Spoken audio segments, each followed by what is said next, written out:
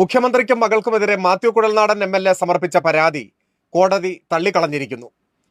ഏറെക്കാലം വലിയ വിവാദങ്ങൾ ഉയർത്തിക്കൊണ്ടുവന്നാണ് ഒടുവിൽ കോടതിയിൽ പരാതി സമർപ്പിച്ചത്. പ്രഥമ ദൃഷ്ട്യാ തന്നെ യാതൊരു അടിസ്ഥാനവുമില്ല എന്ന് കണ്ടെത്തിയതിനെ തുടർന്നാണ് പരാതി കോടതി തള്ളിയത്.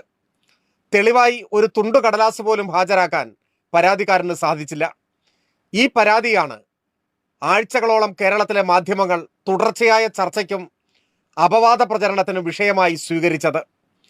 ഈ കാര്യത്തിൽ പരിഹാസ്യനായി മാറിയത് MLA മാത്രമല്ല, ജനങ്ങളുടെ കോടതിയിൽ കുറ്റവാളിയായി നിൽക്കുന്നത് കോൺഗ്രസിന്റെ MLA മാത്രമല്ല, മറിച്ച് യാതൊരു അടിസ്ഥാനവുമില്ലാത്ത കെട്ടിച്ചമച്ച രാഷ്ട്രീയ പ്രേരിതമായ ദുരാരോപണത്തെ എന്തോ മഹാകാര്യം എന്ന നിലയിൽ തലയിലേറ്റിക്കൊണ്ട് നടന്ന് ആഘോഷിച്ചത് കേരളത്തിലെ മാധ്യമങ്ങളായിരുന്നു.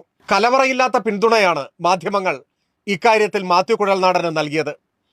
അദ്ദേഹം പറയുന്ന യാതൊരു അടിസ്ഥാനവുമില്ലാത്ത, വസ്തുതയുമായി പുലബന്ധം പോലുമില്ലാത്ത ദുരാരോപണങ്ങളെ, രാഷ്ട്രീയ ലക്ഷ്യം മാത്രം വെച്ചുകൊണ്ടുള്ള ഇത്തരത്തിലുള്ള ആരോപണങ്ങളെ മഹാകാര്യം എന്ന നിലയിൽ വസ്തുത എന്ന മട്ടിൽ അവതരിപ്പിക്കുകയും കേരളത്തിൻ്റെ തന്നെ ഓരോ ദിവസത്തെയും രാഷ്ട്രീയ വിഷയമായി ആഘോഷിക്കുകയുമാണ് കേരളത്തിലെ മാധ്യമങ്ങൾ, പ്രധാനമായും ടെലിവിഷൻ ചാനലുകളും മലയാള മനോരമ, മാതൃഭൂമി ആദിയായ പത്രങ്ങളും ചെയ്തത്.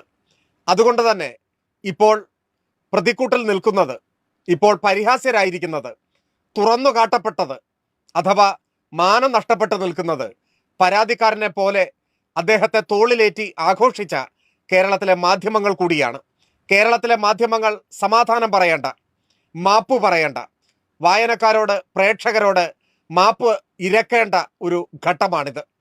കേരളത്തിൽ ഓരോ ദിവസവും ഉയർന്നു വരുന്ന രാഷ്ട്രീയ പ്രേരിതമായ വിവാദങ്ങളുടെ, വിവാദ കോലാഹലങ്ങളുടെ ആകത്തുക എന്ത് എന്ന് ഒരിക്കൽ കൂടി തുറന്നു കാട്ടപ്പെട്ട ഒരു അന്തരീക്ഷമാണ് കോടതി വിധിയെ തുടർന്ന് ഉണ്ടായിട്ടുള്ളത്.